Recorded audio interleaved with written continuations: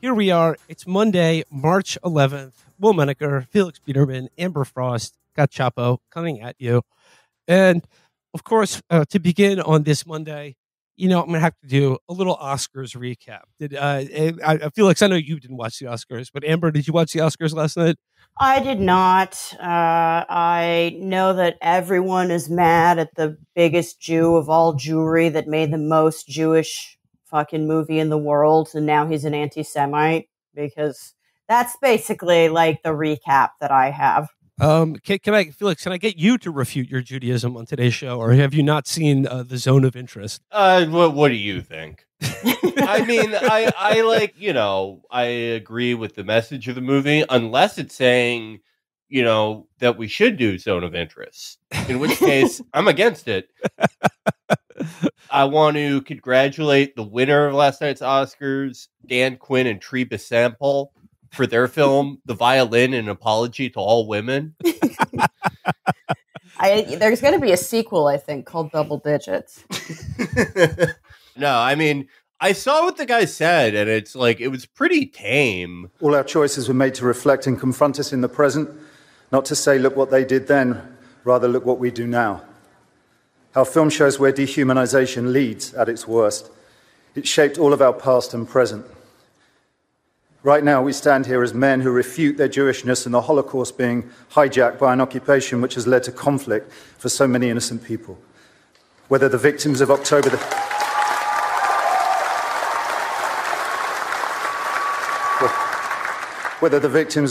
7th in Israel or the ongoing attack on Gaza, all are victims of this dehumanization.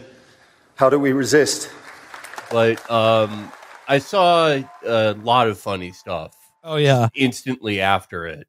There was a guy who's like not even Jewish. He's just like a Greek guy who loves Israel.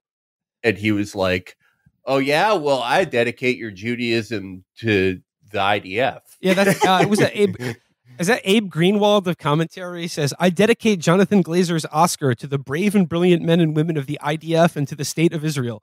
Don't stop until the enemy is defeated. That was Abe Greenfield who said that. The Greek guy said something like, the Greek guy who loves Israel said, you instantly endangered every Jewish person in the world. Like the fucking purge is going to happen at a bunch of Oscar parties. I like the fact that there one comment on the Abe Greenwald comment is amazing to colonize Jonathan Glazer's speech. And then you see the Rabbi Shmuley Biotek said, like, basically, cheers to Jonathan Glazer for his brilliant film about the Holocaust. Jeers to Jonathan Glazer for his comments about the Holocaust. And then, of course, my personal favorite of the reactions to, like as you said, Felix, is Jonathan Glazer's rather, I would say hardly inflammatory comments that he refutes that his Judaism and the Holocaust are being used to support the ongoing occupation of Palestine. But of course, I had to check in.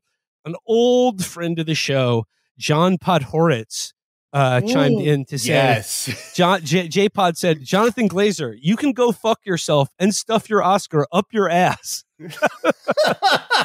Which is, I like that because the Oscar has a nice flared base and it looks like it could go up someone's ass pretty easily. Safely, yeah. I gotta say, though, I'm used to hearing the phrase, shove it up your ass. Stuff it up your ass sounds a little pornographic. It sounds like something you would hashtag on Pornhub. It doesn't sound the same thing as shove it up your ass, stuff it up your ass, baby. Like, it's a little sexual, right? Director of Sexy Beast gets stuffed by Academy Awards and rotund commentary magazine editor. J-Pod does do that. So, like, sometimes he just goes hog wild. I mean, he took a long break from Twitter, and I think the thing that made him take a break, like, before this one, was something similar. Yeah, the thing that caused him to take a break is he said that, like, the New York Times should be bombed. Do you remember that? No, I don't remember that one. Yeah, no, he said something insane like that. People are like, well, what are you saying? And he was like, stick your head up your ass. Like, he sounds like Lex Grossman from Tropic Thunder. He looks like Lex Grossman, too. Yeah.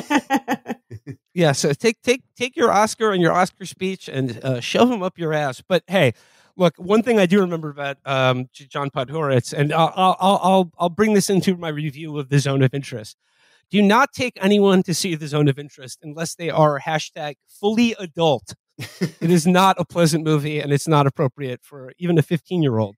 So unless you are fully adult, or at least in J-Pod's terminology, look fully adult, please do not go to see The Zone of Interest. It's a very upsetting movie. I thought the Holocaust was more of a PG-13 kind of atrocity. Not in the Zone of Interest is interesting because it doesn't really actually show you much of anything that we associate with the Holocaust. But I've already gave my summary of that film on last week's episode. But needless to say, if you haven't listened to this, I highly recommend The Zone of Interest. It's a fascinating and stunning and revolting movie. The other big thing from last night's Academy Award that I was shocked, not shocked to say, but I've been very pleased by the controversial reaction to it, because someone mentioning the Holocaust or Israel, that's going to stir up the stupidest people imaginable. But I didn't think John Cena doing a bit where he appears nude with the awards envelope over his man area, I did not think that would rile up my favorite contingent of people, my favorite, and yours, Felix, the people who see psyops everywhere. Yeah. People are now convinced that, sort of goofy comic actor John Cena doing a bit where he pretends to be, or appears to be nude on stage, is an Illuminati humiliation ritual. And what I find fascinating about this is that they all heard Cat Williams' interview with Shannon Sharp, where he talked about sort of the buck-breaking tradition in the entertainment industry of putting black men in drag to sort of, demasculinize them or sort of feminize them in some way. And they've now just applied it to a white guy like John Cena. So it's like a white guy doing a bit where he's like, oh, I'm naked. Oh, I'm naked. Oh, here's the award. It's for best costume. Costumes are so important. That this now is like goofy white guys like John Cena can be buck broken by Hollywood as well. What I thought was so interesting about it is John Cena was, he started out as a pro wrestler and not one of the more dignified ones. Wait, no. Build on that, please. Well, I mean, there's not a lot of dignity in pro wrestling because it is, it's the closest you can get to just being like a professional buffoon. You have to do all these steroids and pretend to get slapped in the back. I don't know. I always thought of it as drag shows for straight men. I always thought, they let them have their version of that. Yeah, I could kind of see that. But John You're right. Cena's It's less artistically inclined. Yeah. I mean, John Cena, he arrived in pro wrestling as a fully formed adult, and Vince McMahon was like, your character is black guy. And John Cena was like, okay. He started out being degraded, is what I'm saying. But it's strange how even in the early 2000s, something like this would be like a kind of a good-natured sort of broy, humor in kind of a cheeky bad taste that everyone understands is kind of harmless and fun. But now I saw this one person, this big QAnon account, Liz Cronkett. I don't know if you're a fan of hers. I'm a big Kronk head. She said that this was, once again, that this was about grooming children. And it's he's an adult man. It's 10 o'clock at night on the East Coast. What are you talking about? Also, how is it sort of emasculating him to be naked when he looks like that? Yeah. He what's emasculating about? He looked amazing. You know what's actually emasculating about John Cena being naked? He doesn't have a single piece of body hair outside his eyebrows. True. I don't like it. He is completely shorn. He looks like a thumb. It's a kind of castration, I would agree. Yeah. So we've got the director of Sexy Beast endangered every Jew worldwide by making a Holocaust movie that's not it's not for Jewish people, okay? It's about how bad things can happen anytime to anyone.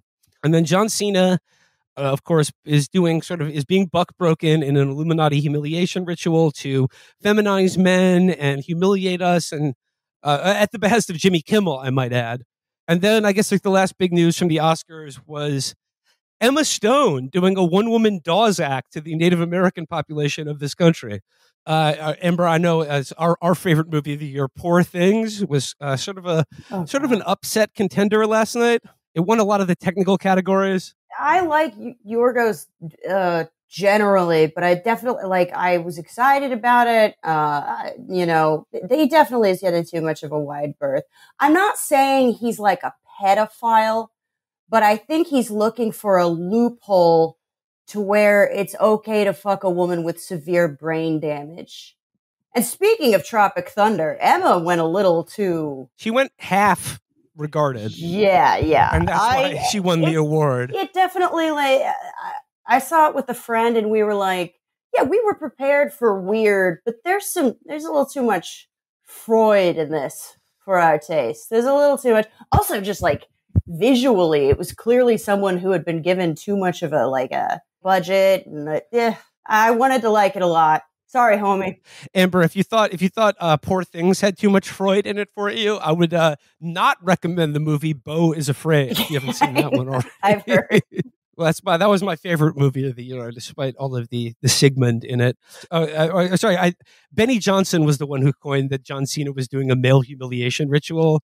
So I think that seeing John Cena naked, Benny was like, I'm being humiliated right now. That's the most for girls, oh no, this shirt doesn't even fit my boobs. That's such a humble brag. It's oh, I'm humiliated and naked. Look at me. One more thing from the Academy Awards. If you watched the TV broadcast, you did see an amazing commercial about fighting anti-Semitism in America that featured... It was like a young Elliot is doing his portion of the Torah at a synagogue. And then for some reason, while he's having his bar mitzvah, the synagogue gets a bomb threat called into it. And then they have to get everyone out of the synagogue. And then right across the street from the synagogue is a Christian church. And the pastor comes out and says, everybody, just come on in. We'll host you. And then it had Elliot becoming a man reading from the Torah with a huge crucifix behind him. And it said, we can end hate when everybody helps each other or something like that. But I did really appreciate that commercial. I liked the anti-defamation leagues. I keep seeing it in between commercials between basketball where it says anti-Semitic hate has gone up 388%. And I'm like, what is the quantify? What's the metric you're using for that? How do you measure? That's really funny. It's really funny. Protest where someone says the word Palestine. That's the metric they use. They measure it through futures trading. There's a bunch of guys on the floor. Swastika, $39. I went to a lot. I didn't have a bar mitzvah myself. I went to a lot of them as a boy. But look, let's just say I knew a lot of kids who would have benefited from a bomb threat that evacuated. They were not doing a good job reading the Torah. Everyone I've talked to has had one kind of mumbles through it, right? Yeah, you can't get a stupid 13-year-old to speak a 10,000-year-old language. That's not going to work. No, yeah, I feel I like the idea that Elliot called in the bomb threat himself because he knew he didn't study in Hebrew school hard enough. He was like, okay, what's the way I can still get $10,000 in birthday money, but not have to fucking embarrass myself in front of all my aunts and uncles? It was definitely the equivalent of pulling the fire alarm on the day of finals. Yeah. 100%. And then it cuts to as they're shuffling everybody over to the church, it cuts to him at a payphone around the corner going oh no, it was actually the Lutheran church across the street. That's where the bomb's going. Fuck, Lutherans deserve to die. I hope you all fucking die. Yeah. Hey bitch, this is Charles V. Just because I didn't finish the job. Well, actually, this is a good segue into my next topic, which is things are afoot in the House of Windsor, the throne of Great Britain. So, okay, Kate Middleton has sort of been out of the public eye for the last couple months, right? And it was according to Buckingham Palace, it was some medical leave or something like that. Like she had surgery or something. I think it was a BBL disaster. But anyway, like no one's seen her, and like the crown appears to be hiding her. And then like, okay, well, to deal with this, Kate Middleton released a photograph supposedly taken of her and her kids by Prince William that people immediately noticed all kinds of bizarre discrepancies in, like the fact that like the trees are in full bloom, even though it's early March, and all of the kids seem to have their fingers crossed. And then multiple news agencies refused to run the photo because they had determined it had been heavily edited. Okay. So, but just to give them the benefit of the doubt, this is the royal family. I would not put it past them to produce a bunch of children with weird claw and flipper hands. But okay, so you got King Charles, he's dead. He's treating his prostate cancer with smoothies right now. Kate Middleton probably also dead. We don't know what's going on with her. And then you got Harry sitting on deck in like Hollywood and he's been, non-personed by the House of Windsor. So what's going on with the royal family? Could they take any more L's? I mean, I know probably odds on that Charles is dead, but I like the idea that he isn't, and he's just taking everyone out. Yeah, that's classic royal family. He's like, oh, who's the biggest threat to my role? My son, obviously. And it would be so funny for him to do that now, to kill everyone in the royal family now over a power struggle, when the royal family is basically like a Kiwanis club. Like all they do is like, oh, we're opening a new Tesco on the Isle of Jersey. We have to go to a ribbon cutting. It's like below mayor. Yeah, it's just someone who marches in parades, definitely. Yeah, I would be depressed if I had to be, an English royal. It's just really depressing. 200 years earlier, you would have maybe had some juice. But now, you have to support every charity in the world that's like, they send Americans to some third world country to like build too many wells. Yeah, I mean, my theory is like, these children are just falling down wells. Yeah. Like, they're like, please stop. The country is 50% well. My theory is that they like engineered the crown. Like they hired like, Saatchi and Saatchi to like, we need a campaign. We need to go viral again or something. And like the crown is purely like a PR campaign for them. They should do a fake kidnapping with Kate. Ooh. Those always work. Fake kidnapping? Yeah, Megan would want to do it, but like... well, she's an actress, yeah. I think they've done... Actually, you know what? I think they've done a real kidnapping to Megan. But, I'm just saying, let's bring back the IRA. Maybe they could do like a fake kidnapping of Kate. Maybe that's already happened. Maybe they're going to roll it out, in April, right before Easter it'll come out. I don't know. But... I love royal watching, and I love it's like maybe this is all another psyop to make everyone lose their mind by having a photo where all the royal children are crossing their fingers, because apparently like in hostage videos you're supposed to do something like that to like or if you're being held against your will or being forced to present yourself, you're supposed to do something like that to signal distress or something like that.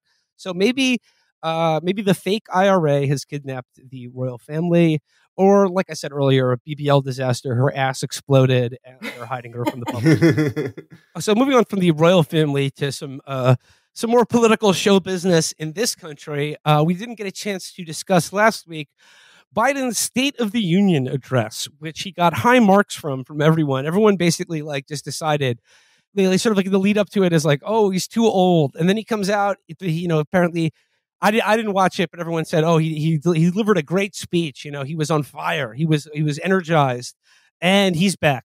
So Biden's back. He put all the questions about his age to bed. I don't think we'll be hearing any more about that. And I think he'll be smoothly sailing to re-election thanks to the State of the Union address. What did you guys make of the State of the Union, if you saw it, or the reaction to it after? I kind of liked the reaction that was like, all he had to do was not fall off the dais, but they pronounced it dais, I think. And it's like, and hey, he brought it. So it's like he outperformed dying in public.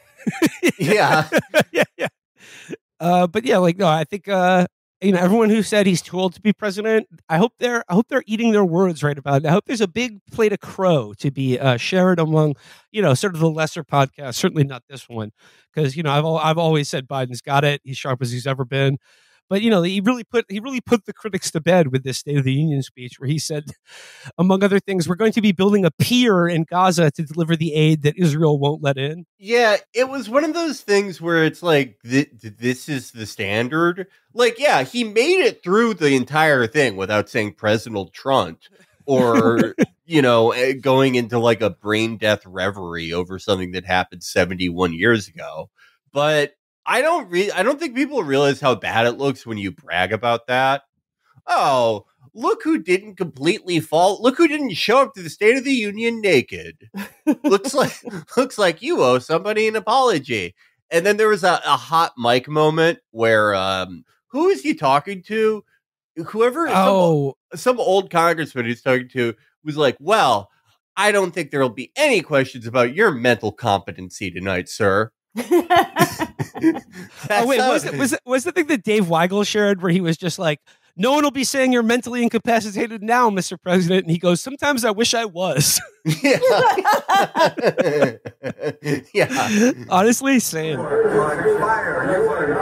Nobody's going to talk about cognitive impairment now. You were fired. Trying to wish sometimes there was cognitive impairment. But he had a contrived hot mic moment where he was telling someone, "Oh, I'm going to turn up the heat on Netanyahu," and the guy, whoever he's talking to, goes, "Oh, we're on a hot mic," and he goes, "Good." Yeah, I don't believe that. That's like the Liz Warren Bernie CNN moment. That was fake as shit. No, yeah, talk about pro wrestling. Yeah.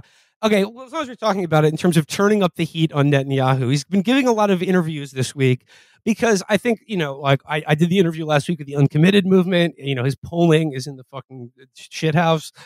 And I think it's clear that they think that they just need to keep saying the word. They need to say the word ceasefire or red line.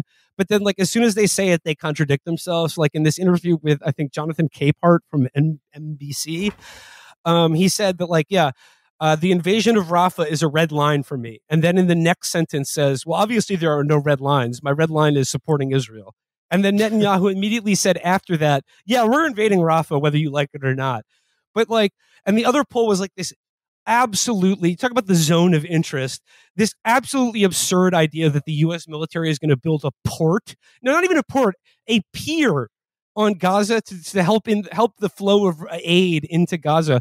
Because I guess just dropping boxes on a city full of people is not really cutting the mustard. So now they're going to build this again.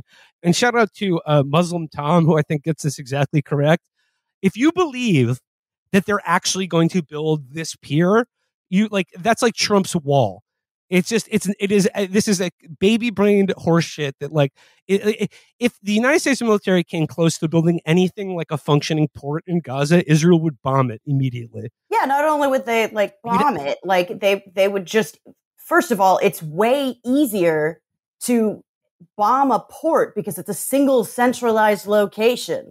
It's not the same as dropping stuff where you could do it kind of scattershot, it's all in one place. We're doing Dunkirk in reverse to get flour into Gaza. Yeah, it just seems like we should just, I don't know, drive it in maybe. Yeah, no, roads exist, aid trucks exist. They just happen to keep getting hit with cruise missiles, which could be coming from anybody. We don't know, but yeah, it seems way easier to tell the country that you're giving baseline $3 billion a year to $17 billion this time, to tell them, hey, the big trucks that say United Nations on them, don't shoot cruise missiles from your battleships on those. Just don't do that.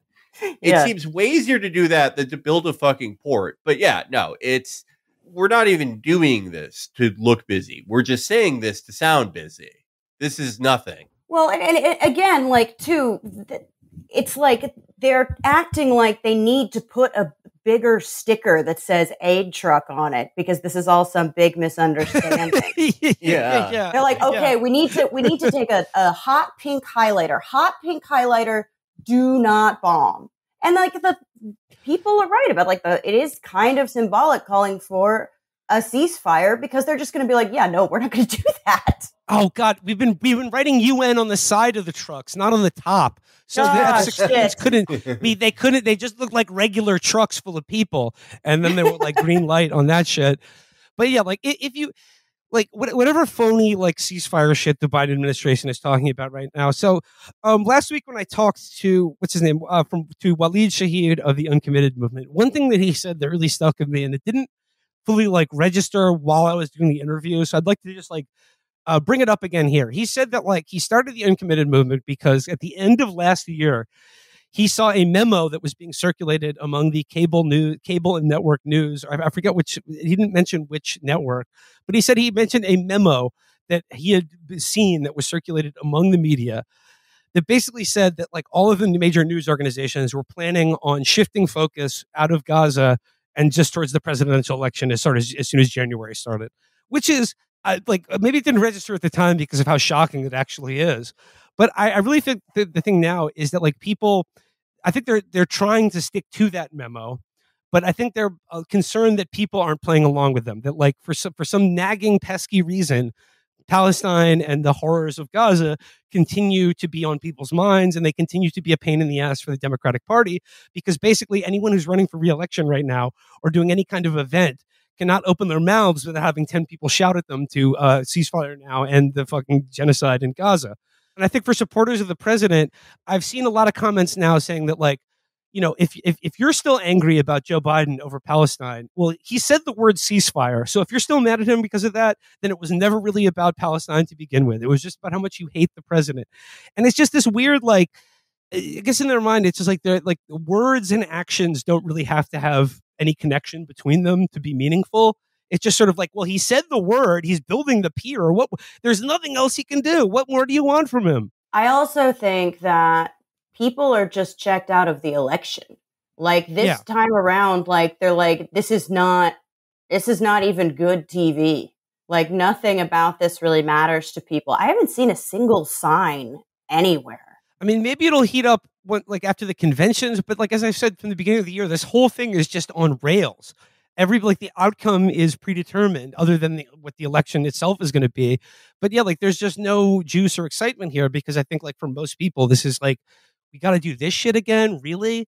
Yeah, and I think also like people still have, I don't know, the mindset that was the problem for the Hillary campaign, where they're like, we got this thing locked up, but they still need to, like, I guess, remind people about it. But everyone seems to be disengaged.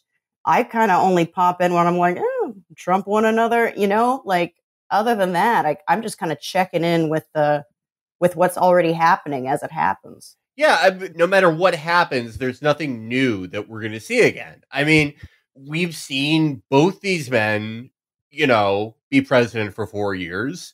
There's even a limit on how funny it can be when they debate each other. We know we're not going to get anything fun out of that. They you know, put Joe Biden under a heat lamp like a premature baby before debates with Trump, and he just mumbles through them. There is nothing exciting that can happen. I think if he loses, he's going to die immediately. Oh, absolutely. Why can't he do that now? I mean, it would be the most honorable thing he's done in his entire career, is if he just No. I don't even think it's going to be like dispiriting, like for him, and that's why he's going to die. I think they're just going to like cut off the supply of drugs that they've been giving him, which have probably been like lowering his life expectancy by quite a lot, just so he can have like 10 more minutes of lucidity a day. I bet had he not been elected, he would, and I bet it's eroding his actual like capacity to think straight. I bet if he had not won, he would win. He would live. He would have lived longer, and he would have had a more generalized lucidity. Like he still would have had senior moments, but he wouldn't have been in such stressful situations where he would just like he was just like eroding in front of the entirety of America. What they're doing to Biden right now is something I guess can best be described as overclocking his brain through a sort of pharmaceutical cocktail, which can't be good for him. But Emily, you said like how much life does this guy have left in him? I mean, really, truly, only the good die young. But I mean, Felix, like the only exciting, I've said this before, but the only exciting thing that could happen is if one or both of them die. And I just think like would be the best thing for the country, and it would be the best thing for Joe Biden for him to just go, go, like, like the next time he has a little shiver in the night, just roll into it. You're right, Ember. As soon as they stop giving him those injections or whatever, he'll just turn to dust or something. Yeah, that's probably what they were rushing out of Afghanistan with, like, the cargo doors on the plane open, just the last opium plants to take back to the Oval Office. He is making an affirmative choice every day, saying, I'm not going to just let my heart stop today. If I wake up in the middle of the night gasping, Dr. Jill is going to hook me up to a 9-volt battery that she takes out of the smoke detector. I don't see Trump dying in a similar way. Trump, no matter how old or how fat or however bad he looks, something about that man just screams plane crash death. He's the exact type of person who dies in a plane crash. I'm thinking toilet. Dies on the toilet. Yeah. I mean, he must have the most impacted bowels of all time. Oh my, yeah. The process of him shitting is probably like reloading a musket. His guts must be like a cement mixer. Like, yeah. This is also making me imagine that there will someday be a last Donald Trump post. Oh my God. Yeah. They've gone downhill now that he's on Truth and can like do full paragraphs so they don't have the succinctness and the bite. But still, there's going to be one last post where he's complaining about like the bad fashion on the Emmys red carpet and why that's against the MAGA agenda. And then it'll be it. Yeah. I mean, he won't even mention MAGA. He won't even have to. He's just going to be like, Emma Stone, you look fat. Like, that's going to be the entirety of it. Trump's last post. I've seen things you people would not believe. Roast beef under heat lamps at Mar-a-Lago. Eric Roberts hitting a hole-in-one at a celebrity golf tournament after Anheuser Gate. Time to die. But then I guess like the other big thing from the State of the Union address was, of course, the Republican rebuttal to the State of the Union address, which honestly it got a lot more burn than Joe Biden's speech because it was widely heralded as a disaster. It was delivered by Alabama Senator Katie Britt, who's sort of hailed as a rising star in the Republican Party. And God, like I think the Republican Party uses the State of the Union rebuttal to cash out like people who are quote unquote rising stars who they know are losers and they want to get rid of early, like Mark Rubio or Bobby Jindal. Do you remember how bad their rebuttals were and how it like sunk their national political careers?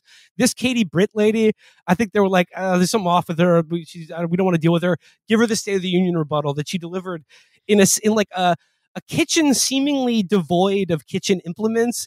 And she like whispered the entire thing. She was going, America, we see you. We feel you. We know you feel unsafe. We get it. It was bizarre. She's fucking iconic. I mean, I've already had like a million gays like send me that video and be like, I love this psychotic bitch. She has absolutely no future. But did you see the video where someone layered like Angelo Badalamenti over it? Yeah. Laura's theme. America has been tested before. And every single time, we've emerged unbowed and unbroken. Our history has been written with the grit of men and women who got knocked down. But we know their stories. Yeah, and it kind of felt like it. I don't know. It just really, really worked. You're like, yeah, she knows where Laura Palmer is buried. Do you think that if you're falling in space, you slow down, or do you go faster and faster? I just remembered that Laura Palmer wasn't buried, but she knows what happened. Well, she was wrapped in plastic and don't. Yeah. But I feel like, did you catch any of Katie Britt? Yeah, no, I mean, she sounded like she couldn't be too loud or her husband would yell at her. He's sleeping on the couch in the next room. Yeah. Yeah. I'm doing the mock draft. Shut up, you bitch. Very strange. But when was the last time there was like a GOP rebuttal where like Republicans liked it? Because never. Never. Democrats eat that shit up. That's why, like, the first Trump State of the Union, there were like 15 versions of the Democratic rebuttal. They all wanted to get in. Yeah. It was like a terrible posse cut, like a terrible like backpack rap posse cut. Like lyricologists. Yeah, she definitely went rogue and like didn't check in with anyone, or she checked in with anyone and like what Will said is that like they just need a few sacrificial lambs to like draw fire early on. And they were like really encouraging. Like they're like, yeah, just speak from the heart. Yeah, because like it is pathetic how like Democrats will get legitimately excited about their shitty candidates. How like a grown man will be like, I'm so excited about Ruben Gallego. But have you seen Katie, the latest fire from Katie Porter and her whiteboard? Yeah. But Republican, like I've mentioned a few times how I follow this guy, formerly of Team Mitch McConnell. And he's like, you know, he is the swamp creature. He has to pretend to like all these people, right? And even he can't really do a convincing job. Like, it is torturous to be a Republican and to try to be like, you know, oh, I'm really excited about Blake Masters. Look at Katie Britt, the fucking 33-year-old sorority girl we found. The 33-year-old Alabama freshman. Super senior. Yeah. Super senior, roll tide. Yeah.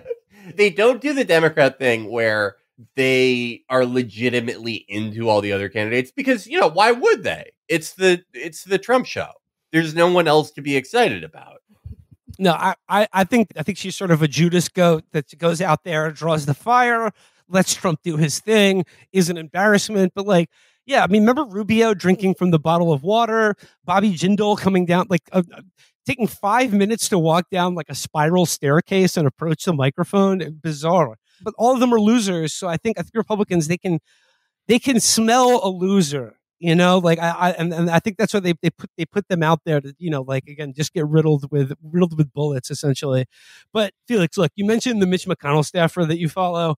We got to talk about Mitch's sister-in-law because this is a hell of a story. Angela Chow off a bean drove into a pond. Put me in a Tesla. I'm going to die right now. I loved your RXK verse. Off a bean, drove into a pond. I knew Angela Chow was off a bean when she drove into a pond. I put the Tesla in reverse. I'm seeing God. But, you know, his headline here is Angela Chow, shipping CEO Angela Chow, sister of former cabinet member Elaine Chow, died after car became submerged in pond. To which I say, if you ask me, that's a sacrifice. That's a sacrifice. It is such a sacrifice. If it isn't, that's pathetic. Oh, I think Elon Musk killed this bitch. I really do. I think he just opened up his laptop and hit reverse on her Tesla in his control panel. Mm-hmm. I mean, that's probably giving him too much credit. But like, this story is incredible. This is from CNN. Angela Chow, CEO of shipping company Foremost Group and sister of former U.S. Cabinet Secretary Elaine Chow, died after her car became submerged in a pond on a Central Texas ranch last month, according to the Wall Street Journal in a report from Blanco County Emergency Services obtained by the Austin American-Statesman. Chow's Tesla Model 10 SUV went over an embankment and into a pond when she put the car in reverse instead of drive during a 3-point turn shortly before midnight on February 10th, the Wall Street Journal reports. This has echoes of Michael Hastings here. Like, if you have a car with a computer in it, sell it because they're going to kill you. They're going to kill you with your car. 100,000%. Yeah, that. It went over an embankment just by putting it in reverse. Come on, man. And then, of course, like because of the Tesla, she couldn't break the window or open the door. Yeah, no, this is. I would hope for her family's sake that this is a Michael Hastings situation, because otherwise, like, that is how like an assistant football coach in Moline, Illinois dies, just driving into a pond. But I saw people talking about it. You know, apparently she was like blowing up everyone's phone, being like, come help me, my car's sinking, which is like. Oh, God. Have you considered that people are in meetings? Why don't you text? It's so horrible. If your car is slowly being submerged in water, probably best to hit the Twitter DMs. I'm going to respond to that a lot quicker than I will a text, email, or phone call. Oh, but if you follow me, because if you don't follow me and you're trying to contact me because your car is slowly drowning, don't even bother at that point because I'm not going to see the message. Yeah. But okay, why would Elon Musk or the Deep State or the Illuminati, why would they kill this shipping CEO? I mean, we all know about Cocaine Mitch and what, they're what the foremost shipping company. There's some sort of associations there with Cocaine Mitch and whatnot. But I don't know, is Elon Musk draining the swamp by killing the relatives of Mitch McConnell? Yeah, that's beneath him. I think maybe by accident. I could not see him doing it on purpose. No, if he tried to do it on purpose, he would tweet about it. He would tweet about it. He would be like, "Oh, I invented a new satellite that's going to kill them with a laser." And it just never gets off the ground. No, yeah, I don't trust him to do it through his own powers. And Occam's razor, it's just a garbage suicide car. It's a terrible car that kills people. It's one of the least safe automobiles ever created. Yeah. Yeah. I don't know if I told you guys, I was looking into the Pinto, the historic Pinto, I think it ended up in a congressional hearing. And I found out the reason that became such a big deal didn't have anything to do with the numbers that they associated, even very, very generously associated with the number of crashes, deaths, explosions. It didn't even have to do with the count. It was the fact that a memo was leaked that covered the minutes where they hired some kind of quant to do a cost benefit analysis of how much a lawsuit would cost them versus how much a recall and upgrade would cost them. Now compare that to just these stupid robot cars that are just rolling into ponds and getting into massive pileups. We've just given up. I think you have to sign an NDA before you buy a Tesla or get it fixed. RIP to Elaine Chao. What a stupid way to die. Your self-driving car kills you by backing into a pond. All right, so to close out the show today here, how about a reading series about the perils of dating in the modern world? This is by Jane Prinsley for the Jewish Chronicle. Headline: Hinge and Tinder are swamped with anti-Zionism, say Jewish singles. I'm sure it's a big problem for both you and Amber. So the article begins as such. Meet 26-year-old Amy. She's single, likes puppies, and is looking for a date on Hinge. But it's not just good-looking men she's after. She goes crazy for a free Palestine. At least that's what her dating profile says. Felicity tells singles on Hinge, the way to win me over is having higher emotional intelligence than a turtle, loving spicy food, and being pro-Palestine. Youssef says, the dorkiest thing about me is that I write poems in my spare time. Underneath these words is a photograph of him waving a Palestinian flag. Lauren cuts to the chase by simply saying, no Zionists. Lee wants to make sure we're on the same page about free Palestine. So does Savannah and Boris and Michaela.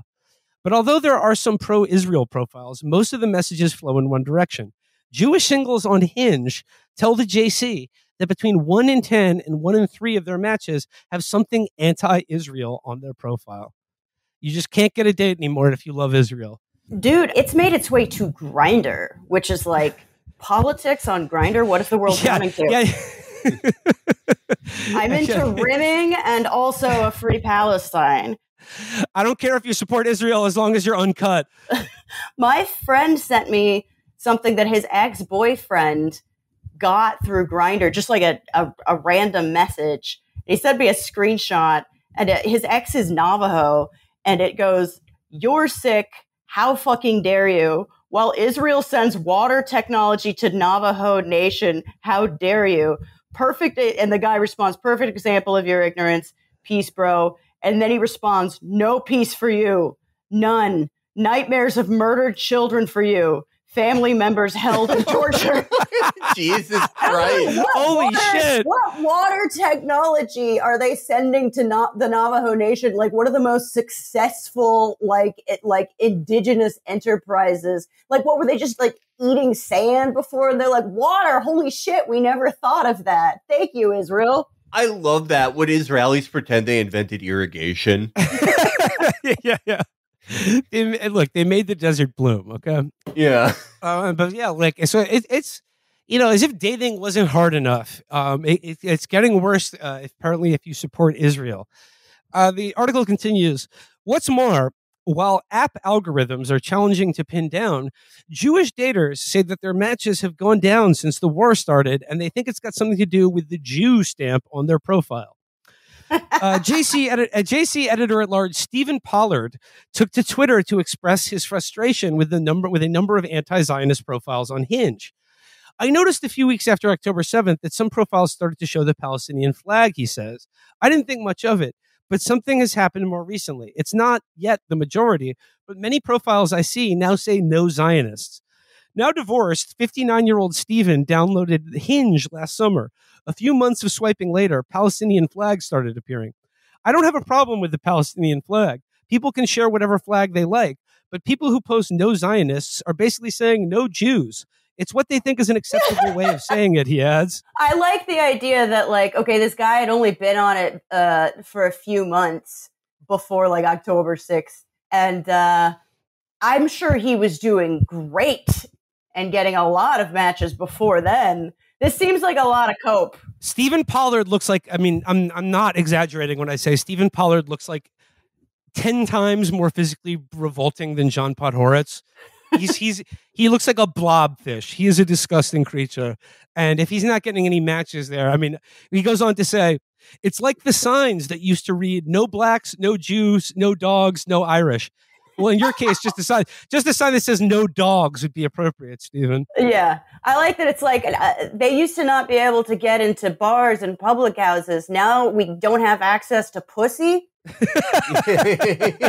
Irish need not apply. Yeah, this is an outrage. This is discrimination. Not sucking my dick is discrimination. I don't care if your wife backed up into a pond. I don't agree with being like a 60-year-old man who's like on Hinge. I also don't agree with Hinge making Jews wear the Jew stamp in their profile, though. I'm also against that.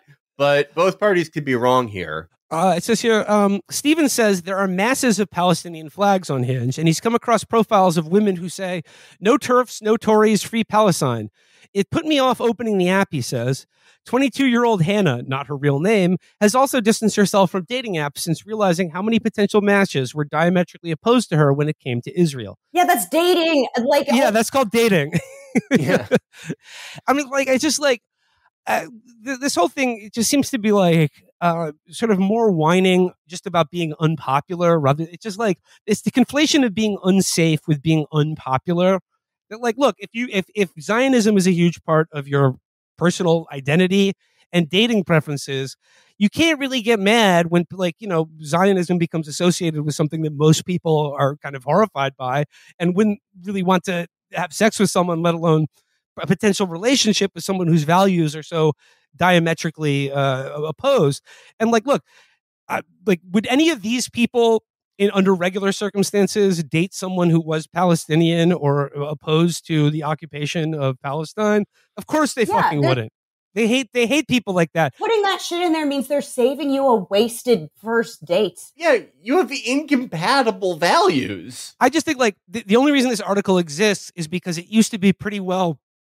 You used to be able you could assume, sort of broadly speaking, that Israel was sort of the mainstream okay position, and that having an Israeli flag on your dating bio isn't controversial. But now that the shoe's on the other foot, whereas having a Palestinian flag would be. Now that the shoe's on the other foot, and most people fucking hate Israel, these people are just they're crying that it's not fair now because they used to be coasting off this assumption that being a Zionist was normal. When it's never been. The article continues. Zach, 35, says, I got pretty disillusioned after I found myself consistently matching with anti-Zionists, even when I set it to Jewish only.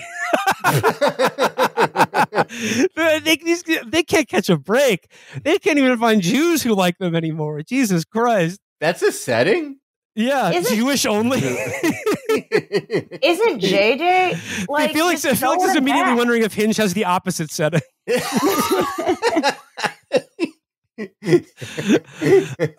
So Zach put an Israeli flag emoji on his profile to rectify the situation. It's annoying because the more creative personalities I normally go for tend to be more anti-Israel. Now he's having fewer awkward conversations about the conflict, but the people he's matching with are less interesting. Oh, what a shame, Zach. I'm sorry. What? There's not enough Batias and Boweries in the sea for these guys. Can I just say, if we are to take, like, you know, people like the Forward or the ADL at their word that we are on the verge of a second Holocaust, that, like, it has never been worse, there's nowhere safe in the world for Jews except Israel, that, like, you wouldn't write this article. Like, there wasn't in 1936 in Germany, they were like, why is it so hard to, find Gentile pussy anymore? Yeah. That would, like, put a target on your back. They were. I keep matching with Ilsa of the SS. Yeah. So it says here. Then there is 27-year-old Jacob. Back in October, the conversation on a first date with someone who wasn't Jewish turned into an uncomfortable debate about Israel. Jacob says he is not keen on repeating that.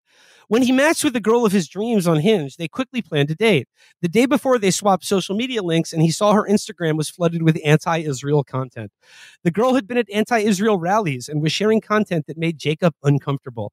He decided not to meet her and texted her to apologize. He received this curt response: "Thanks for letting me know. Have a nice day." Oh my God, the hatred! Oh wow. My God, this can you imagine getting a response that curt? They're preventing you from wasting your time. You should be thanking them.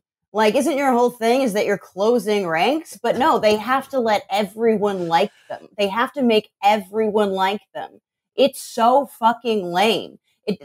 Forget like being like, oh, wait a minute. Maybe if everyone's going this way, I should just for a minute consider my position. Forget that. That's not happening.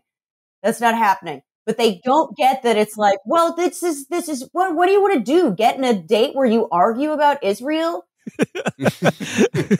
Some people might like that. Maybe it's like a fetish or something. But Amber, it goes beyond that, because just a few paragraphs earlier, there was the guy who was like, yeah, okay, I'm matching with only pro-Israel ladies now. The problem is they're also fucking boring. I don't know what to do. It's like, have one or the other, okay? Like, I mean, like, if it matters to you, like, stand up for yourself, or you should just consider pretending not to support Israel to get some pussy.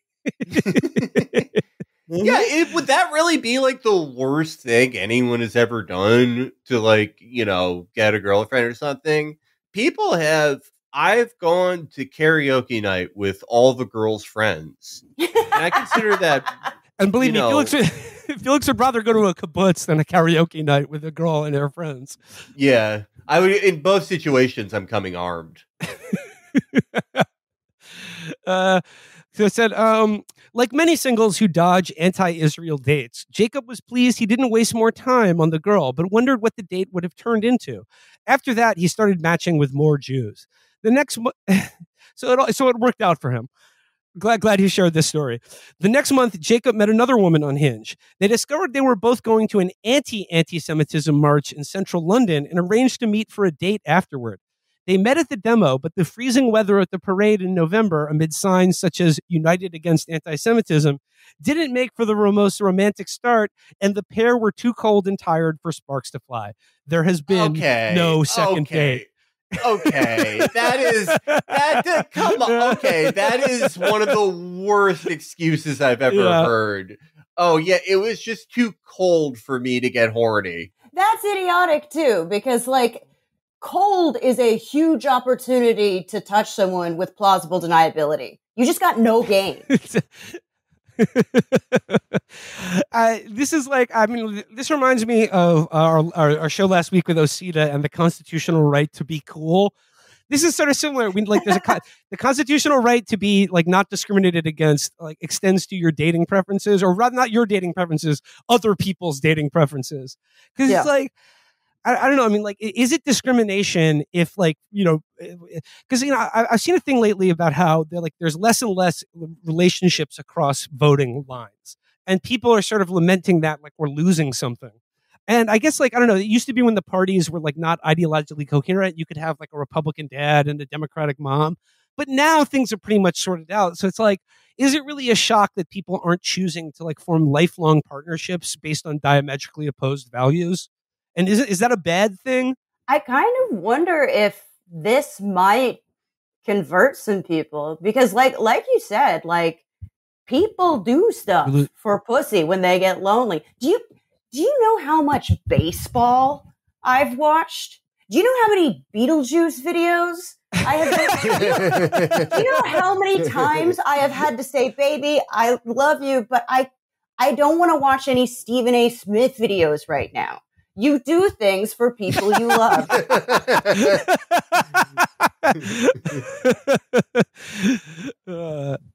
So yeah, that's the article about how it's hard to date now as a Zionist, but you know, it's, you know, Felix, I think you have exactly the right take on this, which is that, like, if we were on the verge of a second Holocaust, like, yeah, this article would not be getting written. People would have much more pressing concerns rather than whether their hinge date was at an anti-Israel rally. Yeah, where the Gentile women at would not have been running in one of those radical Jewish newspapers. I just, like, I am stuck on, like, the guy who said it was too cold for his thing to, like, it's just like, it's like, are you a Brazilian MMA fighter who lost? What kind of excuse is that? That's the easiest way to get physically close to somebody. It's better than go have a hot toddy and canoodle. Yeah, it's better than like being at a scary movie together. Just like, oh no, I'm cold. Girls pretend to be colder than they are all the time, just to give them an excuse. Yeah, sorry, I didn't get a second date because we both ate cocaine tainted goat meat, and I was not in my best shape for the weigh-in before the second date. Girls can withstand extreme cold. People leave their girlfriends outside all night and they're fine.